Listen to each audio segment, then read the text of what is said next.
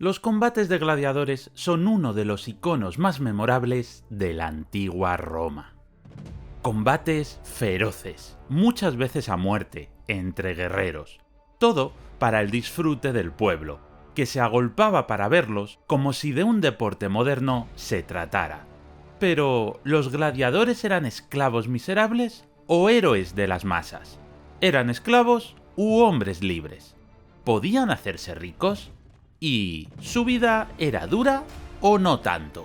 En este documental explicaremos cómo era el mundo de los gladiadores en la antigua Roma, sus vidas, sus combates y los impresionantes edificios donde estas luchas se libraban. Así que, bienvenidos a los gladiadores en la antigua Roma. En la antigua Roma, los juegos gladiatorios eran espectáculos públicos que combinaban entretenimiento y violencia. Estaban organizados para el disfrute del pueblo romano y también para la demostración de poder de sus políticos.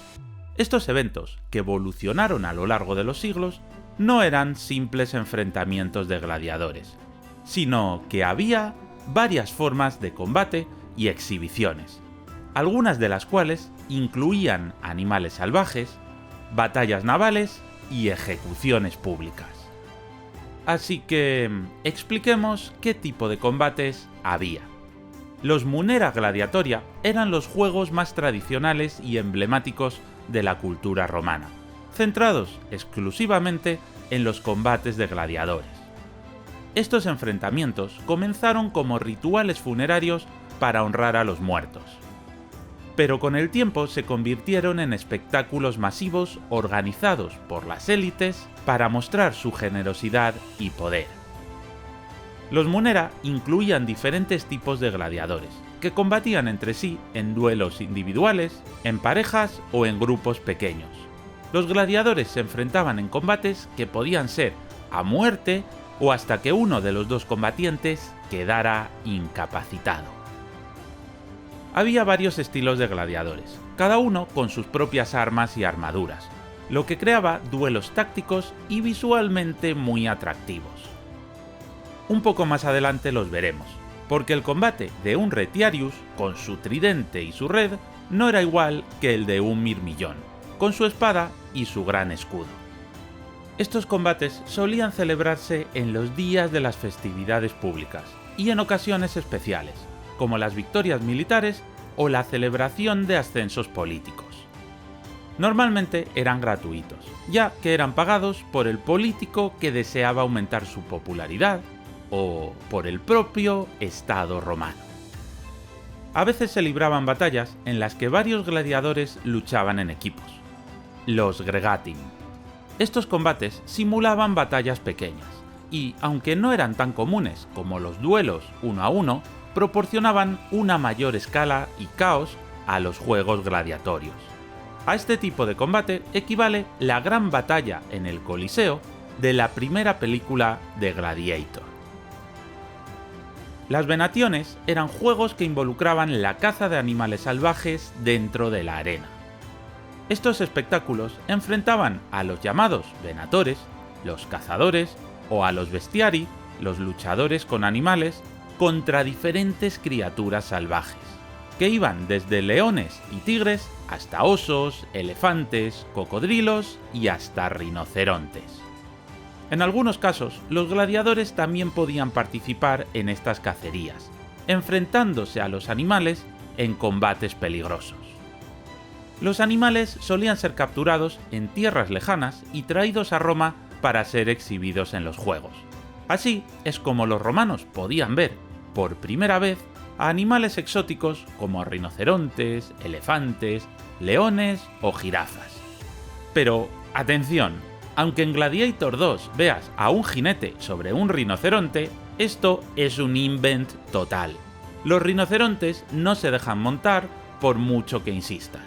Esta escena es tan realista como haber puesto cualquier bicho de Star Wars. Mira que, para mostrar animales exóticos, podían haber inventado los zoológicos, pero decidieron inventar las venaciones. No podemos decir que fueran family friendly, pero bueno, es lo que ellos hacían. Los venatores y bestiari, a diferencia de los gladiadores tradicionales, a menudo estaban menos armados y protegidos, lo que aumentaba el riesgo y la espectacularidad de los combates. Y además de las cacerías, las venaciones a veces incluían fieras hambrientas para que se produjeran enfrentamientos entre animales, creando sangrientas escenas de violencia salvaje y caos. Las naumaquias eran uno de los tipos más espectaculares y costosos de juegos gladiatorios, en las que simulaban batallas navales. Para llevar a cabo estas recreaciones, los romanos llenaban enormes estanques o anfiteatros de agua y organizaban combates entre barcos tripulados por prisioneros o gladiadores especialmente entrenados. Las naumaquias eran extremadamente complejas de organizar debido a la necesidad de construir escenarios acuáticos y movilizar un gran número de combatientes y barcos. Los combates simulaban famosas batallas navales de la historia o de mitos romanos y griegos. La primera gran naumaquia fue organizada por Julio César en el año 46 a.C. para conmemorar su victoria en la Guerra Civil, y tuvo lugar en un lago artificial construido específicamente para el evento. Y normalmente se celebraban en lagos artificiales porque los anfiteatros no estaban preparados para ello. Por ejemplo, el Coliseo de Roma tiene multitud de pasadizos bajo la arena. Sobre ellos se situaba un entablamento de madera sobre el cual se esparcía la arena. Sellar todo este espacio de madera sin que se inundaran los sótanos era imposible. Así que, nuevamente, la naumaquia del Coliseo que vemos en Gladiator 2 es invent puro. Y bueno, eso de poner tiburones en el agua, en fin, XD. La damnatio ad bestias era un tipo de ejecución pública en la que los condenados eran expuestos a ser devorados o asesinados por animales salvajes. Este castigo no solo se utilizaba como una forma de pena capital, sino también como entretenimiento macabro para los espectadores que llenaban los anfiteatros. Los condenados solían ser desarmados o armados de manera inadecuada para que el resultado fuera, inevitablemente, su muerte. Así se condenaba a algunos criminales, traidores o cristianos, ya que a los seguidores de esta fe se los consideraba como una especie de traidores, ya que al negarse a venerar al emperador como a un dios, no estaban siendo leales a él. Aunque, sorprendentemente, si el Coliseo de Roma ha sobrevivido hasta nuestros días, ha sido gracias a la ejecución de los cristianos. ¿Sorprendido? Pues un poco más adelante veremos cómo estos sacrificios han hecho que sobreviva este majestuoso edificio. Los condenados eran liberados en la arena, donde se enfrentaban a animales como leones, tigres, osos o lobos, que en muchos casos estaban hambrientos o habían sido entrenados para atacar. Así que ya te puedes imaginar cuál era su triste final. Los ludi meridiani eran una forma de entretenimiento más liviano que solía tener lugar durante las horas del mediodía, en los descansos de los grandes juegos. A menudo, estos espectáculos involucraban luchas más ligeras, comedias o farsas, y en algunos casos también incluían ejecuciones de criminales de bajo nivel. No eran tan espectaculares ni violentos como los combates principales que ocurrían más tarde en el día. Eran, por decirlo de alguna manera, la serie B de los juegos de gladiadores. Eran el equivalente antiguo a esas películas del oeste del año PUM que te ponen en la tele a mediodía. Los ludi meridiani ofrecían una forma de entretenimiento continuo para el público, asegurando que siempre hubiera algo en marcha durante los largos días de espectáculos en el anfiteatro. Y además, permitían a los organizadores llenar el tiempo entre los combates más importantes. Pero veamos ahora qué tipo de gladiadores había, porque no todos luchaban igual. El mirmillón era uno de los tipos más conocidos y representativos de entre todos. Su estilo de combate se caracterizaba por su equipamiento pesado, lo que lo convertía en un luchador relativamente lento, pero fuertemente protegido. Eso sí, llevaba el pecho descubierto, a lo pecholobo total. Solo en ocasiones llevaba la armadura completa. El mirmillón llevaba una espada corta llamada Gladius, que era eficaz para ataques rápidos y cortos. Un escudo rectangular grande, conocido como scutum, similar al que usaban los legionarios romanos, le ofrecía una defensa considerable. También portaba un casco con una visera grande y a menudo decorada con la figura de un pez. Además, su larga cresta recordaba a la aleta dorsal de los peces, lo que le daba su nombre, del latín mormilos, que significa pez.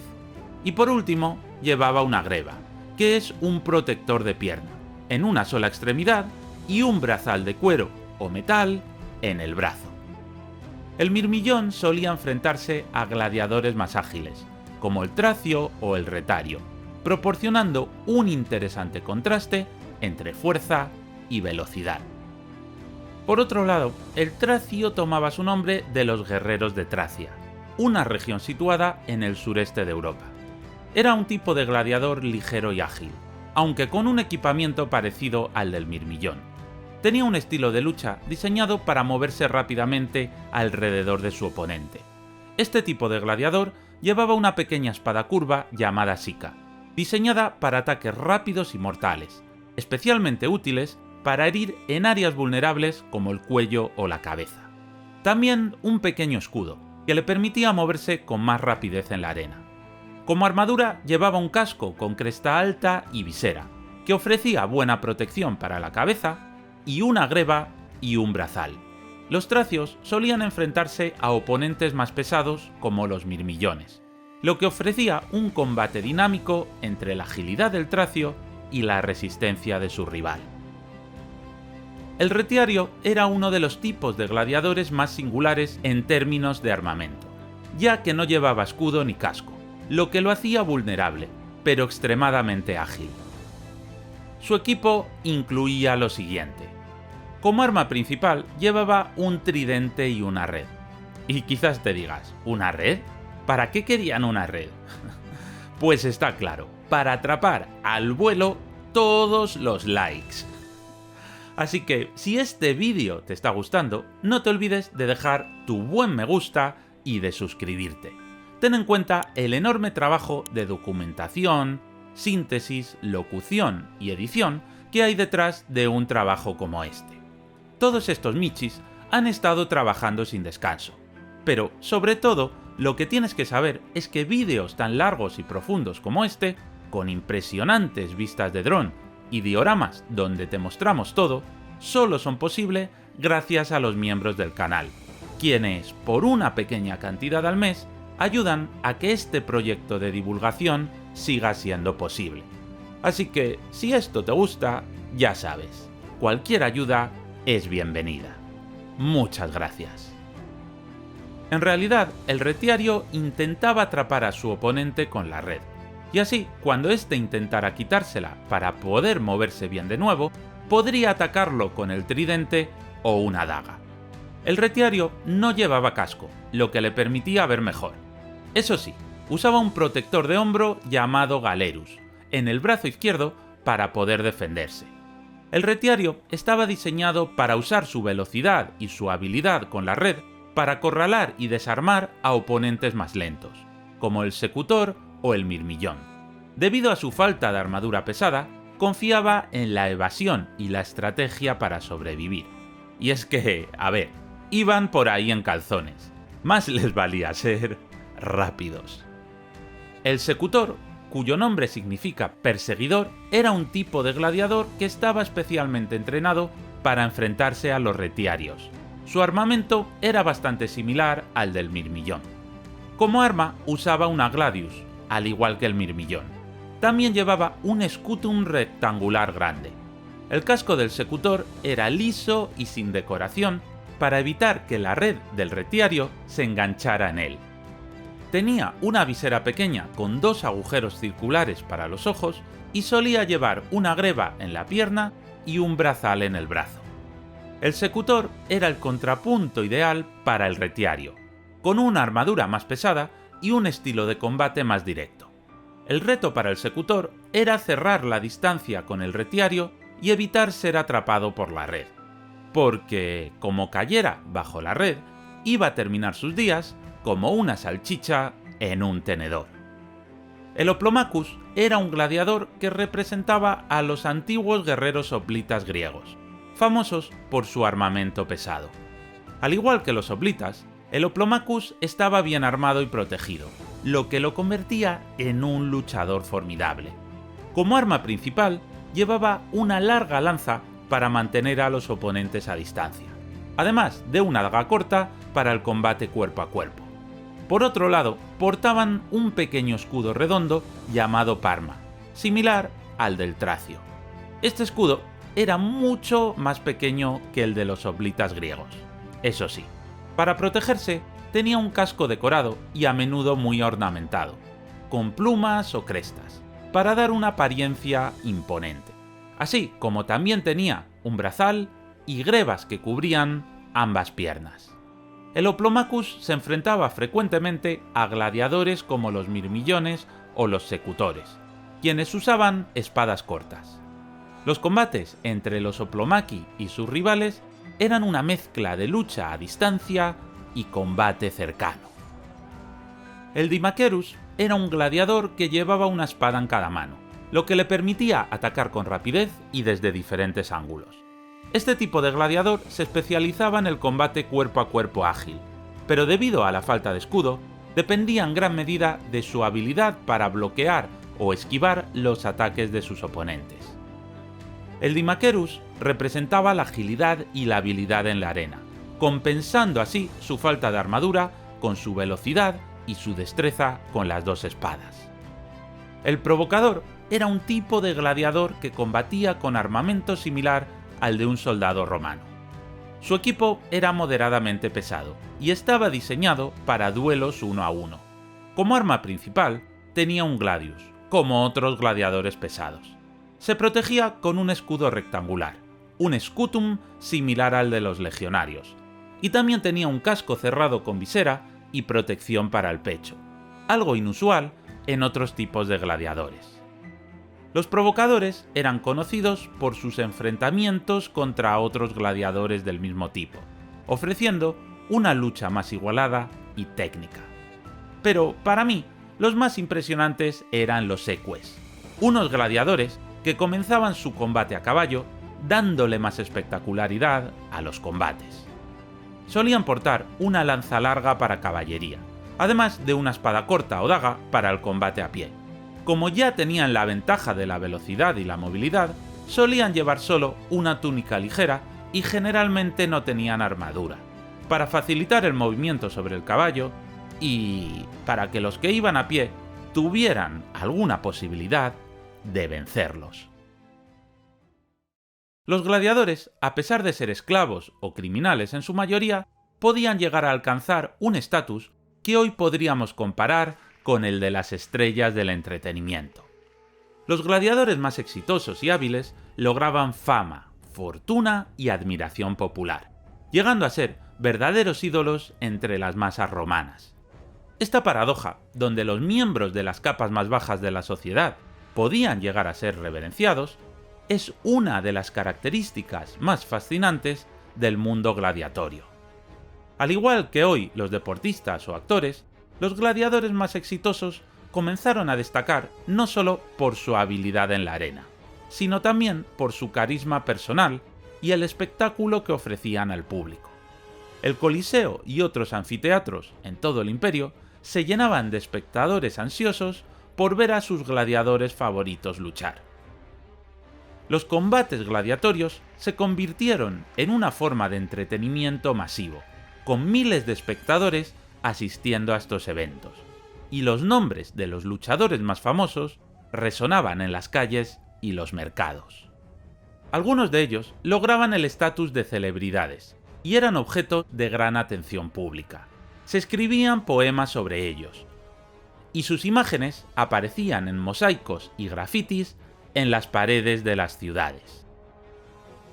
Los ciudadanos romanos de todas las clases sociales asistían a los juegos, lo que significaba que las victorias y proezas de los gladiadores eran vistas por miles de personas. Aquellos que sobrevivían a varios combates y demostraban su destreza y valentía, ganaban rápidamente el favor del público, que comenzaba a seguir sus carreras y esperar con ansias sus próximos combates.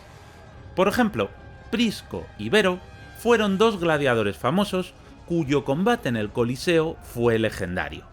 Su enfrentamiento, organizado por el emperador Tito, terminó tras un largo y espectacular combate, en una victoria para los dos, algo bastante inusual, y que supuso que ambos recibieran la libertad. Un honor reservado solo para los gladiadores más sobresalientes.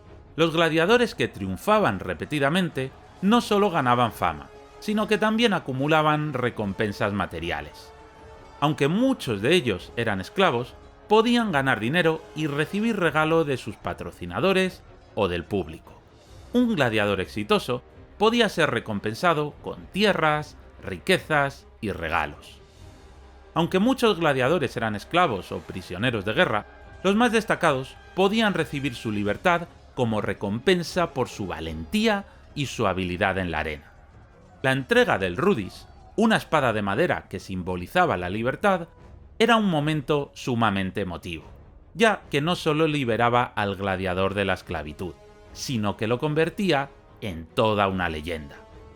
Para el público romano, los gladiadores no solo eran combatientes que entretenían con su violencia, sino que también representaban valores profundamente arraigados en la cultura romana, como la valentía, el honor y la resistencia ante la adversidad. Los combates de gladiadores eran una metáfora del combate de la vida misma. Los gladiadores luchaban por su supervivencia ante la mirada de la muerte, un espectáculo que resonaba profundamente con los ciudadanos de una sociedad acostumbrada a las guerras y los conflictos. El mundo romano y prácticamente todas las sociedades de la antigüedad eran mucho más violentas que nuestra vida actual. La sangre y la muerte estaban mucho más presentes, no eran tabúes, y para ellos estos espectáculos no eran tan chocantes como para nosotros. Pero a pesar de lo que mucha gente piensa, no todos los combates eran a muerte. Algunos sí y otros no. Pero en general, los gladiadores esclavos eran muy valiosos, y no se los mataba así como así. Solo en aquellos espectáculos más épicos, donde el político que sufragaba los gastos quería realizar una enorme ostentación, pagaba para que el combate fuese a muerte. Y es entonces cuando llegaba el momento en el que había un vencedor, cuando el público indicaba con el dedo arriba o abajo si quería que al perdedor le perdonaran la vida o no. Y a diferencia de lo que mucha gente piensa, el dedo abajo no significaba la muerte. Esto se debe a un malentendido. Y este fantástico cuadro de Gérôme, uno de los grandes pintores del siglo XIX, tiene mucho que ver. En realidad, el pulgar hacia abajo significaba envainar la espada, es decir, perdonarle la vida, mientras que no está claro si el deseo de su muerte se expresaba mediante el pulgar hacia arriba o en horizontal. Así que aquellos que vimos que en Gladiator el dedo hacia abajo significaba la muerte, tengo que deciros que hemos sido engañados.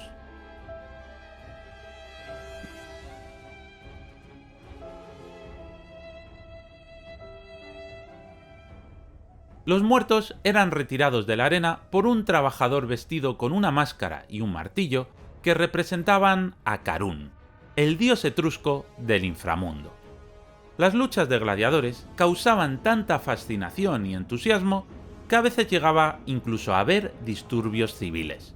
Y uno de estos sucedió precisamente en Pompeya, la ciudad romana mejor conservada. En el año 59 después de Cristo, se llevaron a cabo unos juegos gladiatorios en el anfiteatro de Pompeya. La ocasión atrajo a un gran número de espectadores, incluidos habitantes de la cercana ciudad de Nuqueria, quienes eran conocidos por ser rivales de los pompeyanos. Durante los juegos se generó un ambiente de tensión que culminó en un violento altercado. La rivalidad entre los aficionados de ambas ciudades estalló, Las primeras peleas comenzaron en las gradas, pero rápidamente se extendieron a las calles.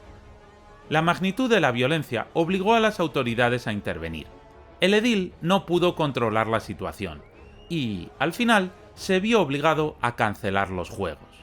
La confrontación resultó en muchos heridos e incluso muertos, lo que llevó a un escándalo considerable.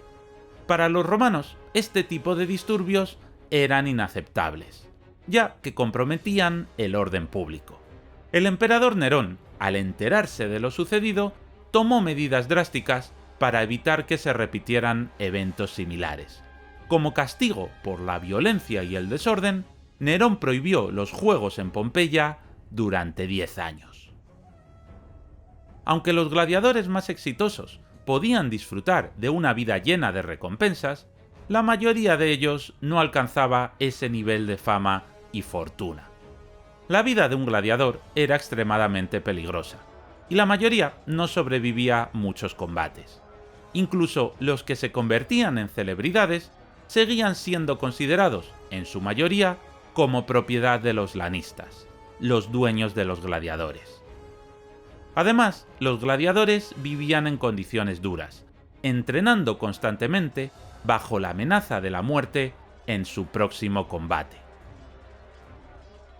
Aunque algunos gladiadores famosos se codeaban con la élite romana, no siempre se les permitía integrarse plenamente en la sociedad. Su estatus, aunque elevado en popularidad, no eliminaba el estigma de ser esclavos o criminales en origen. Aquellos que lograban la libertad pasaban a ser libertos, el escalón más bajo de la plebe, y en la sociedad romana era muy difícil ascender socialmente. Pasaban a ser libres, pero siempre estarían en el escalafón más bajo de los hombres libres. Los espectáculos gladiatorios no solo se celebraban en Roma, sino también en ciudades de las provincias, desde Hispania hasta el norte de África. Ciudades con anfiteatros como Nim, Cartago o Pompeya eran lugares habituales donde los gladiadores viajaban para combatir. Las festividades locales o imperiales, como los Ludi romanos, incluían combates de gladiadores, y a menudo se contrataba a gladiadores profesionales de distintas partes del imperio para atraer al público.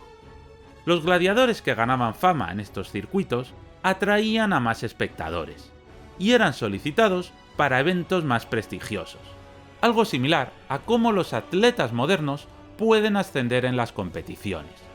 Los campeones reconocidos eran reclutados por importantes anfitriones de juegos, elevando su estatus y permitiéndoles participar en combates de mayor renombre. Se conocen más de 200 anfiteatros repartidos por el Imperio Romano. Los había más y menos grandes, siendo mayores los de las urbes más ricas y pobladas. Pero desde las arenas africanas hasta las frías tierras de Britania, los gladiadores lucharon y murieron por la gloria, las riquezas y para entretener a las masas. La famosa expresión pan y circo, acuñada por el poeta romano Juvenal en su obra Sátiras, fue una crítica al gobierno romano y a la apatía del pueblo, que parecía conformarse con entretenimiento superficial y recursos básicos mientras se ignoraban problemas más profundos. Esta frase se refiere a la política de los gobernantes romanos de proporcionar al pueblo alimentos gratuitos, el pan, y entretenimiento público, el circo, en referencia a los juegos gladiatorios y otros espectáculos masivos, para distraer así a la población de los problemas políticos y sociales que aquejaban a Roma. Este enfoque permitía a los líderes evitar revueltas o descontentos generalizados, manteniendo al pueblo controlado mediante la satisfacción de sus necesidades básicas y el ofrecimiento de entretenimiento. Los juegos gladiatorios eran una parte esencial de este circo. Eran organizados por emperadores y políticos que buscaban el favor del pueblo, y servían como un medio para desviar la atención de problemas más serios, como el desempleo, las guerras, la corrupción política o las tensiones sociales. Al ofrecer espectáculos emocionantes y peligrosos, los gobernantes aseguraban que la atención de la población se centrara en estos entretenimientos, en lugar de cuestionar las estructuras de poder o las desigualdades sociales. Además, para los emperadores y políticos romanos, la organización de estos eventos no era solo un acto de generosidad, sino una estrategia política bien calculada. En Roma, la política era muy competitiva, y los gobernantes necesitaban el apoyo del pueblo para consolidar su poder. Los juegos gladiatorios y otros espectáculos como las carreras de carros eran una forma de ganar popularidad entre las masas, quienes valoraban estos eventos como una parte importante de la vida cotidiana. El concepto de pan y circo lograba que las masas se sintieran satisfechas y agradecidas, sin preocuparse por los problemas estructurales que afectaban a la sociedad. De esta manera, los gobernantes podían continuar con políticas que beneficiaban a las élites, mientras el pueblo común permanecía distraído. Bueno, en este aspecto parece que después de 2000 años, las cosas no han cambiado mucho. Los deportes son nuestro circo actual, esos espectáculos de masas que agolpan a millones de personas haciéndoles olvidar sus problemas y los del país, y que, al fin y al cabo, contribuyen a que la gente esté feliz, aunque no se estén afrontando los grandes problemas del país. Y otra enorme influencia de los espectáculos romanos en el mundo moderno podemos encontrarla en los anfiteatros. Aunque los juegos de gladiadores fueron prohibidos en torno al año 400, y luego explicaremos por qué, los edificios permanecieron durante 1500 años más en pie, y fueron una influencia directa para los modernos estadios deportivos. Pocas diferencias hay entre un estadio de fútbol y un anfiteatro. La idea es exactamente la misma, solo que en la actualidad cuentan con tecnología moderna. Así que adentrémonos en algunos de los anfiteatros más espectaculares que aún se conservan. Fíjate que digo anfiteatros y no coliseos, porque es así como se llamaban. El Coliseo era el apodo del anfiteatro de Roma, así que decir coliseos está mal, hay que decir anfiteatros. Es como si a los estadios de fútbol los llamáramos Santiagos Bernabéus. Anfiteatro viene de dos palabras. Anfi, que significa algo así como dos lados, y teatro, que significa pues eso mismo, teatro. Los teatros romanos tenían una forma semicircular, así que uniendo dos teatros tenemos un anfiteatro. Aunque la realidad es que los anfiteatros tenían una forma de ovoide, no circular. Pero está claro que se inventaron al hacer coincidir la idea de unir dos teatros, teniendo así una vista de 360 grados.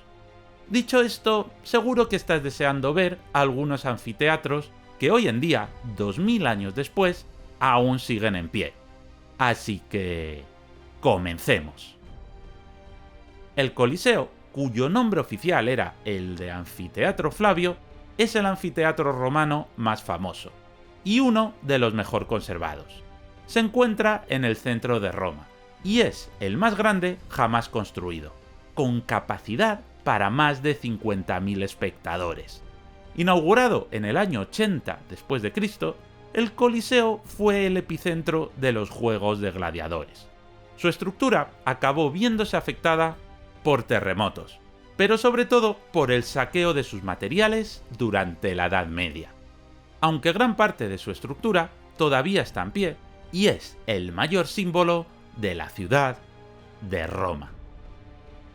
El anfiteatro de El Yem, ubicado en el actual Túnez, es uno de los mejor conservados del mundo. Construido en el siglo III después de Cristo, en la antigua ciudad de Tisdrus, es un ejemplo impresionante de la arquitectura romana en el norte de África. Con capacidad para 35.000 espectadores, es el tercer anfiteatro más grande del Imperio Romano. Su excelente estado de conservación ha permitido que sea utilizado en eventos culturales. El anfiteatro de Pula, también conocido como la Arena de Pula, está entre los anfiteatros más grandes y mejor conservados del mundo. Construido entre el 27 a.C. y el 68 después de Cristo, en la ciudad de Pula, en la actual Croacia, podía albergar hasta 23.000 personas. Su estructura elíptica ha sobrevivido de manera notable y aún conserva sus 4 torres principales. Hoy en día, el anfiteatro de Pula es utilizado para conciertos, eventos culturales y festivales de cine. La Arena de Verona, situada en el corazón de la ciudad de Verona, en Italia, es uno de los mejor conservados de la antigua Roma. Construido en el año 30 después de Cristo, este anfiteatro sigue siendo utilizado en la actualidad, especialmente para óperas y conciertos, con capacidad para 15.000 espectadores. Aunque parte de su fachada exterior fue destruida por un terremoto en 1117, el interior está notablemente bien conservado. El anfiteatro de Nîmes fue construido a finales del siglo I después de Cristo. Podía albergar a 24.000 personas y sigue siendo una estructura impresionante. Hoy en día se utiliza para conciertos, corridas de toros y festivales. El estado de conservación es tan bueno que su diseño original es fácilmente reconocible, y la ciudad ha restaurado partes del anfiteatro para mantener su uso moderno. El anfiteatro de Arles fue construido en el siglo I después de Cristo bajo el mandato del emperador Augusto. Es otro excelente ejemplo de la arquitectura romana en la antigua provincia de la Galia. Con capacidad para 20.000 espectadores, el anfiteatro ha sido restaurado y también se utiliza para corridas de toros y otros eventos culturales. El anfiteatro de Pompeya, construido en el 70 a.C., es el anfiteatro romano más antiguo que se conserva, aunque es más pequeño que otros anfiteatros, con una capacidad de alrededor de 20.000 personas. Es notable por su antigüedad y su excelente estado de conservación. El anfiteatro de Tarragona, en la antigua ciudad romana de Tarraco, la actual Tarragona, fue construido en el siglo II después de Cristo. Aunque parte de su estructura ha sido destruida por el tiempo, podía albergar a unas 15.000 personas. Es uno de los mejor conservados de España. El anfiteatro de Capua es el segundo más grande después del Coliseo. Construido en el siglo I después de Cristo, podía albergar a 40.000 espectadores y fue uno de los centros más importantes para los gladiadores. Se cree que el famoso gladiador Espartaco luchó aquí antes de liderar la revuelta de los esclavos. Aunque gran parte de la estructura original ha desaparecido, los restos del anfiteatro todavía son impresionantes. El anfiteatro de Leptis Magna, ubicado en lo que hoy en día es Libia, es uno de los mejor conservados del norte de África. Construido en el siglo I después de Cristo, este anfiteatro destaca por su ubicación, excavado en una depresión natural en el terreno. Aunque gran parte de Leptis Magna quedó en ruinas, el anfiteatro ha persistido el paso del tiempo, dejándonos una estampa tan bella como esta. Queridos amigos, llegados a este punto, quizás las grandes preguntas sean: ¿cuál es el origen de los juegos gladiatorios? ¿Por qué los romanos inventaron este espectáculo inexistente en otros lugares del mundo y que costaba tantísimo dinero? O al menos eso es lo que siempre me preguntan mis alumnos. Así que vamos al turrón. Una de las teorías más aceptadas sobre el origen de los juegos de gladiadores es que fueron creados por los etruscos, un pueblo que habitaba el norte de Italia antes de la fundación de Roma. Los etruscos realizaban rituales de sacrificio humano en los funerales de personajes importantes, donde los esclavos o prisioneros de guerra eran forzados a luchar hasta la muerte. Esta práctica se hacía como una forma de proporcionar al difunto un acompañante digno en el más allá, a través de lo que se interpretaba como un sacrificio honorable. Estas costumbres funerarias fueron adoptadas por los romanos, quienes las transformaron, con el paso del tiempo, en eventos públicos. De hecho, las primeras peleas de gladiadores en Roma se asociaron estrechamente con los funerales aristocráticos. La primera instancia registrada de un combate de gladiadores ocurrió en el año 264 a.C., en honor a un aristócrata llamado Junio Bruto Pera. Sus hijos organizaron un combate en el que 3 pares de esclavos lucharon hasta la muerte en el Foro Boario, lo que marcó el inicio de una tradición que crecería en popularidad. A medida que los juegos de gladiadores evolucionaron, su conexión con los ritos funerarios comenzó a desvanecerse, y los combates se transformaron en espectáculos públicos con fines de entretenimiento y control político. Para el siglo I a.C., los juegos de gladiadores se habían convertido en una parte integral de la vida cívica romana, y ya no se limitaban a los funerales. Y hablando de funerales, si no quieres ver morir este canal, recuerda apoyarnos. Ya sabes el enorme tiempo y dinero que cuesta crear un documental así. Así, además de todo el trabajo de investigación y edición, hemos tenido que pintar todas estas figuras y construir 2 enormes maquetas para mostrar las fotos. Tu pequeña contribución haciéndote miembro del canal es fundamental para que podamos seguir con ello. Así que, muchas gracias. Los políticos empezaron a utilizar los juegos como una forma de ganarse el favor popular. Los gladiadores no solo eran esclavos o prisioneros de guerra, sino que también había hombres libres que, motivados por el deseo de fama y fortuna, se ofrecían voluntariamente para luchar. Al mismo tiempo, los espectáculos se volvieron más elaborados y organizados, con edificios dedicados exclusivamente a estos combates, los anfiteatros. Y con la profesionalización de los juegos, también se produjo la profesionalización de su entrenamiento. El entrenamiento de los gladiadores se llevaba a cabo en escuelas dirigidas por un lanista, quien era el propietario de los gladiadores. En la película de Gladiator, el lanista es Próximo, que es quien compra a Máximo. Estas escuelas no solo servían como lugares de instrucción, sino también como prisiones, ya que la mayoría de los gladiadores eran esclavos o prisioneros de guerra que no podían salir libremente. Las principales escuelas de gladiadores se encontraban en ciudades grandes como Roma, Capua y Pompeya, siendo la más famosa el Ludus Magnus, situado junto al Coliseo en Roma. Estas escuelas eran verdaderos complejos que incluían áreas para el entrenamiento físico y la práctica de combate, así como celdas donde los gladiadores dormían y vivían. El lanista era el responsable de la gestión diaria de la escuela, pero los gladiadores eran entrenados por doctores, que eran expertos en diversas formas de combate. Estos doctores solían ser antiguos gladiadores que habían ganado su libertad o habían sido promovidos debido a su habilidad y experiencia en la arena. Había doctores especializados en cada tipo de gladiador. Por ejemplo, un retiario tenía un doctor que le enseñaba a manejar la red y el tridente, mientras que un mirmillón era entrenado por un especialista en armas pesadas y escudos grandes. El lanista seleccionaba a los gladiadores y organizaba los entrenamientos, asegurándose de que cada luchador recibiera el tipo de formación adecuada según su estilo de combate. El objetivo final era preparar a los gladiadores para enfrentarse a otros en combates equilibrados donde la habilidad y la táctica jugaran un papel crucial.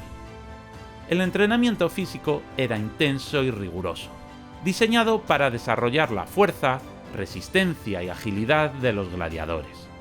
Aunque eran esclavos o prisioneros, su entrenamiento físico era comparable, en algunos aspectos, al de los soldados romanos, con un enfoque en el acondicionamiento completo del cuerpo. Los gladiadores realizaban ejercicios diarios que incluían carreras, saltos, levantamiento de pesas, lucha cuerpo a cuerpo y entrenamiento con armas. El combate entre gladiadores no era simplemente una cuestión de fuerza bruta, requería táctica y estrategia. Los gladiadores aprendían a anticipar los movimientos de sus oponentes y a utilizar sus propias habilidades para explotar las debilidades de su rival. Los doctores les enseñaban a leer las señales del cuerpo de su oponente, como el movimiento de los pies o el posicionamiento del escudo, para poder así predecir ataques y reaccionar con rapidez. Además, se entrenaban en diferentes escenarios de combate.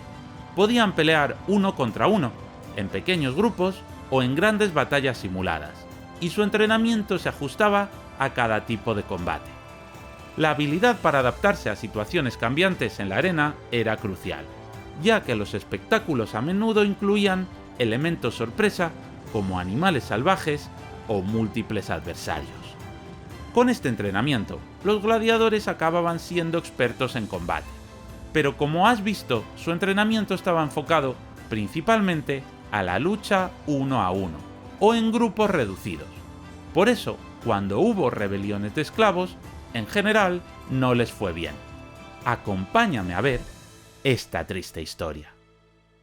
La rebelión de Espartaco, también conocida como la Tercera Guerra Servil, es uno de los sucesos más famosos de la antigua Roma.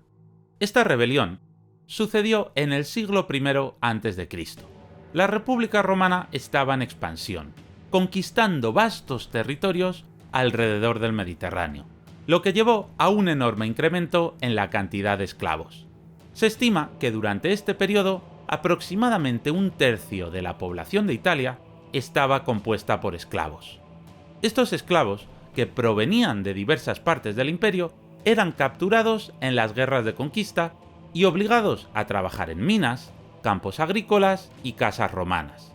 Algunos, como Espartaco, eran vendidos como gladiadores, destinados a luchar en sangrientos espectáculos en los anfiteatros romanos. Las condiciones de vida para los esclavos eran extremadamente duras. Muchos sufrían abusos y no tenían derechos ni libertades. Las revueltas de esclavos no eran algo nuevo en Roma. Ya había habido otras rebeliones menores, como la Primera y la Segunda Guerras Serviles en Sicilia. Sin embargo, la rebelión de Espartaco sería la más peligrosa de todas. Espartaco era un tracio que, probablemente, había servido como soldado en las filas del ejército romano antes de ser capturado y vendido como esclavo por motivos que no están claros. En algún momento fue comprado por un lanista para luchar en la escuela de gladiadores de Capua, una de las más importantes de Italia. Allí, Espartaco se entrenó en el combate y demostró ser un guerrero excepcional. En el año 73 a.C., Espartaco y otros 70 gladiadores planearon una fuga de su escuela. Armados con cuchillos de cocina y cualquier cosa que pudieran encontrar, lograron escapar y después de derrotar a un pequeño destacamento romano, huyeron al monte Vesubio. Esta fuga fue el comienzo de lo que se convertiría en una rebelión masiva. A medida que la noticia de la fuga se extendió, cientos de esclavos de los alrededores se unieron a Espartaco, y pronto su grupo de fugitivos se convirtió en un verdadero ejército. Los romanos inicialmente subestimaron la gravedad de la rebelión. Consideraron que Espartaco y su grupo eran una mera molestia, un problema local que podría ser resuelto rápidamente. En una de las primeras batallas, los romanos sitiaron a los esclavos en el monte Vesubio, pero Espartaco demostró ser un comandante inteligente y los derrotó. Con esta victoria, la rebelión comenzó a atraer a más esclavos, especialmente aquellos que trabajaban en las ricas tierras del sur de Italia. Pronto, Espartaco se encontró al mando de un ejército de miles de hombres, mujeres y niños.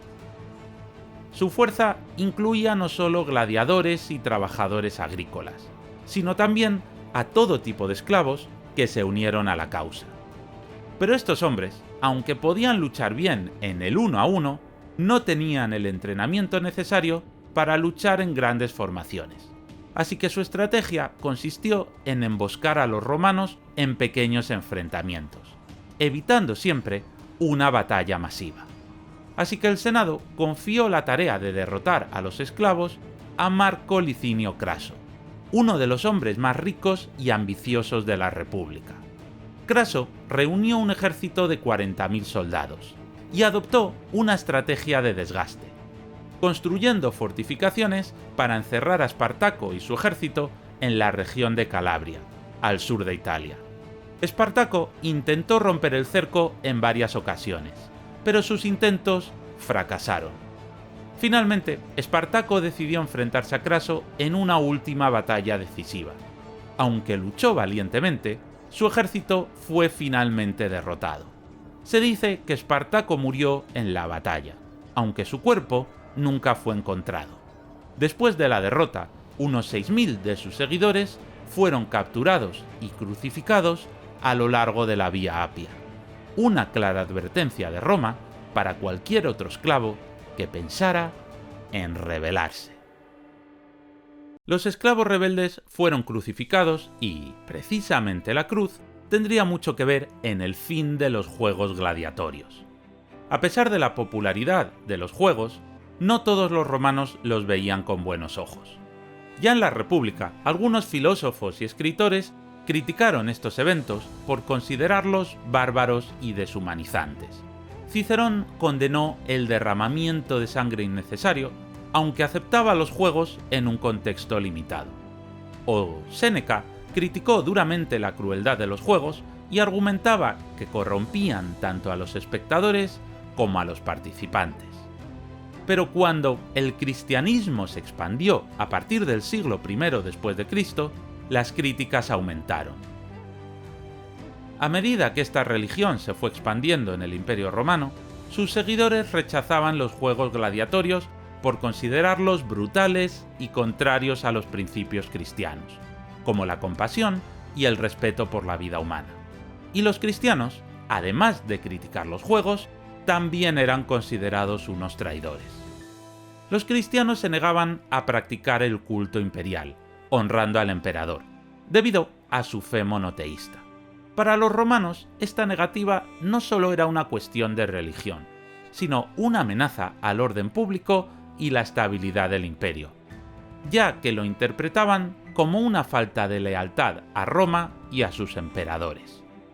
Las ejecuciones en los anfiteatros, como echar a los cristianos a los leones o someterlos a otros castigos brutales, servían no solo como castigo, sino también como reafirmación de la autoridad del Estado y ayudaban a disuadir a otros de seguir la nueva religión.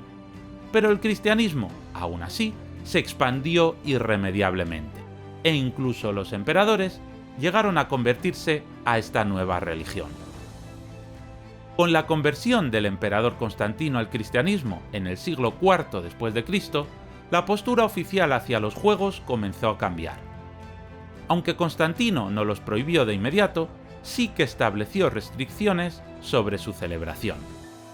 El último combate de gladiadores tuvo lugar en el año 404 después de Cristo, bajo el emperador Honorio. Según se dice, un monje cristiano llamado Telémaco entró en la arena durante uno de estos combates, intentando detener la lucha. Telémaco fue asesinado por una multitud enfurecida, pero su acción y la creciente influencia del cristianismo llevaron a la abolición definitiva de los juegos de gladiadores. Además, los juegos se volvieron económicamente insostenibles, ya que organizar estos espectáculos era muy costoso, y el imperio estaba atravesando crisis económicas.